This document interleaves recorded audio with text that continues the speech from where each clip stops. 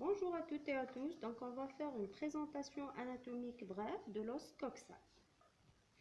Donc l'os coxal est un os plat, terre, contribue à former le squelette de la ceinture pelvienne.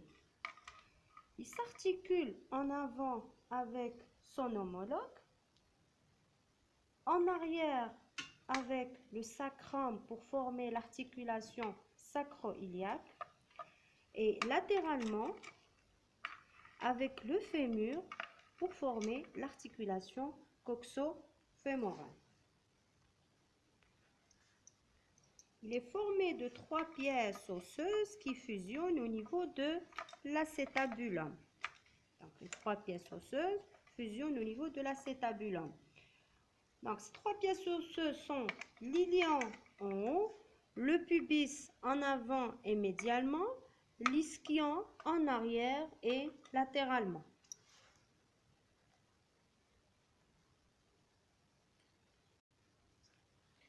Pour la mise en place de l'os coxal, donc le bord qui présente une échancrure très marquée, on va le placer en arrière. Donc, vous voyez que cette échancrure elle est très marquée. Donc ce bord-là, on va le placer en arrière.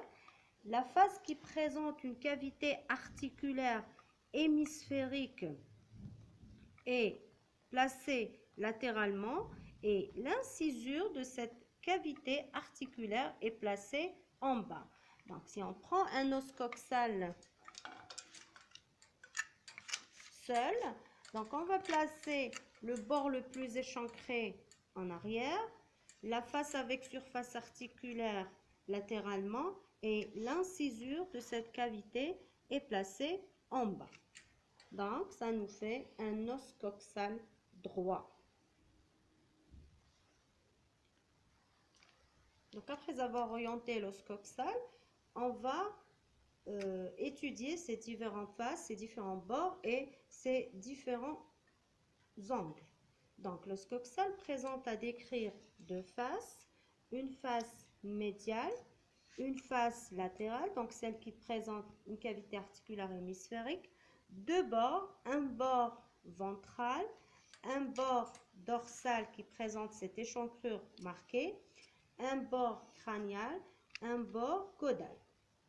4 angles qui sont l'angle antéro-supérieur, l'angle postéro-supérieur, l'angle antéro-supérieur, l'angle postéro-inférieur et l'angle antéro-inférieur.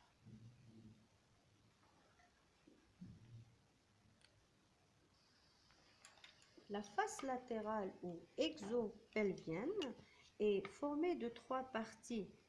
Une partie moyenne qui est cette cavité articulaire avec le fémur qu'on appelle l'acétabulum, une partie supra-acétabulaire qu'on appelle la surface glutéale et une partie infra-acétabulaire formée par le foramen obturé et son pourtour externe.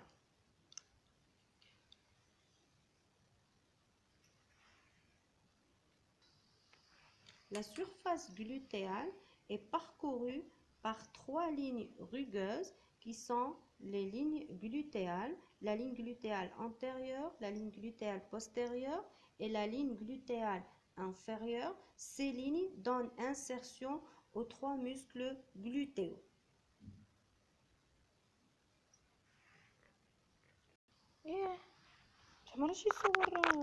لا. هدرت أنا ولا ريصورها